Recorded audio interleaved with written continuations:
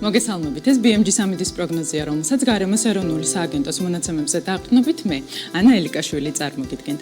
21 მარტს სრულიად საქართველოში დროგამუშობით ღრუბლიანობა მოემატებს მთაში, ზოგან თოვლს უნაველოდოთ. დასავლეთ საქართველოში +10 გრადუსი, მთიან რაიონებში კი +9 გრადუსია მოსალოდნელი. აღმოსავლეთ საქართველოში +12 გრადუსი ფიქსირდება, მთიან რაიონებში კი +10. რუსთავში +9, მარნეულში +5, თელავში +8, სიღნაღში +10 გრადუსი, ომალოში +7, ლაგოდეხში +5, ცხინვალში ასევე +7, გორში +9 გრადუსი ფიქსირდება.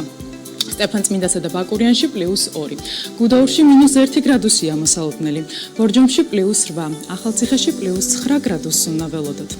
გადავინაცვლოთ დასავლეთ საქართველოს ქალაქებში, ქუთაისში ასევე +9, ბათუმში +8, ფოთში +10. სოხუმსა და ზუგდიდში +9, ქობულეთში +8, ანაკლიასა და ოზურგეთში +7 გრადუსი ფიქსირდება. რაც შეეხება დედაქალაქს, თბილისში ჰაერი ასევე +7 გრადუსამდე გათბება. ასეთი გახლდათ ამიდის პროგნოზი საქართველოში 21 მარტისთვის. დარჩით BMG-ზე და თვალყური ადევნეთ ყველაზე საქმიან ამიდის პროგნოზს, რომელსაც მთის წყალთან ერთად წარმოგიდგენთ.